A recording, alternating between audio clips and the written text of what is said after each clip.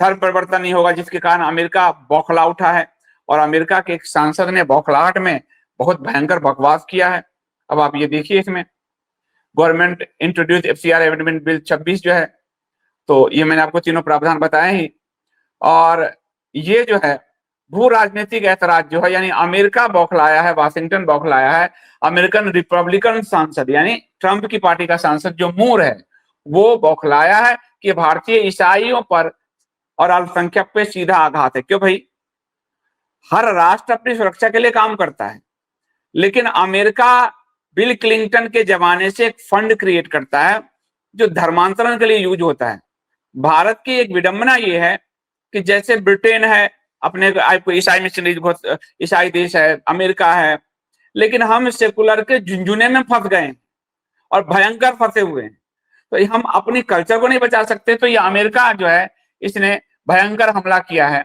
और ये पश्चिमी देशों का अमेरिका का दोगला मानदंड है कि खुद तो तुम ईसाई देश हो, तुम्हारा राष्ट्रपति जो है बाइबल की शपथ लेता है, और तुम चाहते हो भारत में उसका अपना धर्म खत्म हो जाए। तो यदि सरकार सही मंशा से काम करेगी तो बहुत अच्छा लॉ अमेंडमेंट करने जा रही है। लेकिन यदि वो अमेरिका के आगे झुकती है तो फिर इसको झुकने वाला ही माना जाएगा। साथ ही ये माना जाएगा कि ये 12 साल से सरकार है और उसने अभी ये प्रयास इसलिए किया क्योंकि उसकी जमीन दरकती हुई दिख रही है। इसलिए सरकार के सामने एक दोहरी समस्या, दोहरी संकट उत्पन्न है।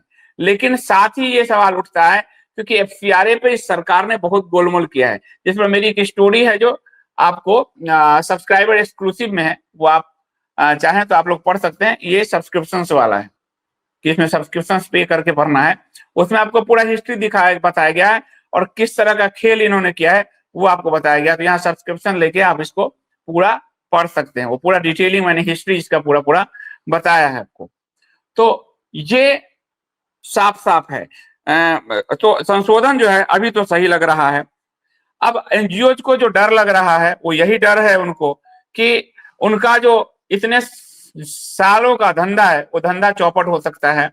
और सरकार यदि ये करती है तो उसका आलोचक होते हुए भी हम लोगों को स्वागत करना चाहिए। लेकिन सरकार की मंशा स्पष्ट इसलिए नहीं है क्योंकि वो खुद पादरियों के आगे हाथ जोड़ते रहे हैं, वो खुद वेटिकन के आगे हाथ जोड़ते रहे हैं, वो खुद अमेरिका के आगे हाथ जोड़ते रहे हैं।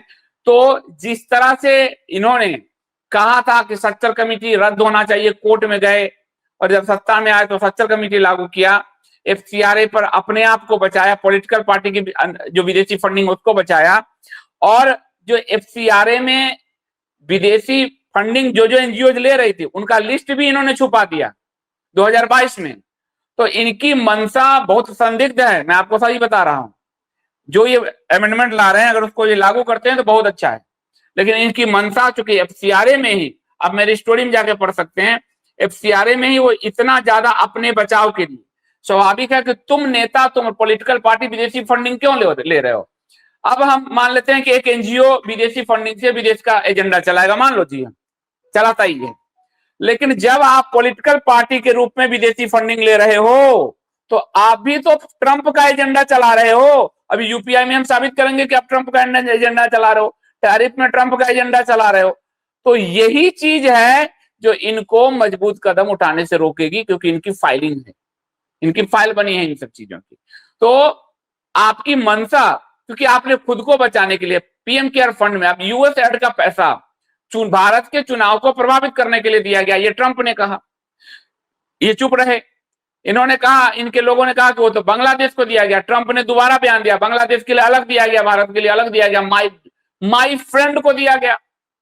तो ये जब खुलेआम ले रहे हैं विदेशी फंडिंग तो फिर मंशा में सवाल, इनकी मंशा पर सवाल उठता है। ये पॉलिटिकल पार्टी में ले रहे हैं, कानून से अपने आप को 2018 के अमेंडमेंट से बचाया, ये पीएम केयर फंड में ले रहे हैं।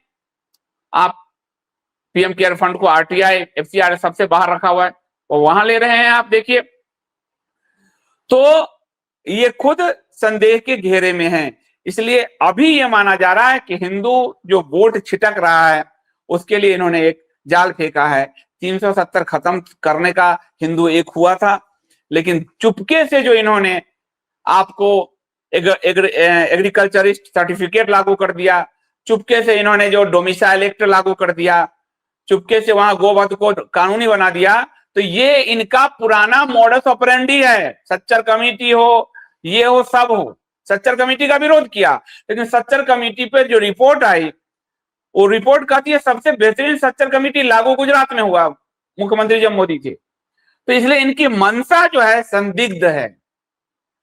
अमेंडमेंट को लागू कराते हैं तो बहुत अच्छी बात है, लेकिन इनकी मंशा संदिग्ध है, और वैसे ही अमेरिका इनको धमकाने पर उतर आया है। तो अब अमेरिका के आगे ये क्या करते हैं, ये समझने की बात है।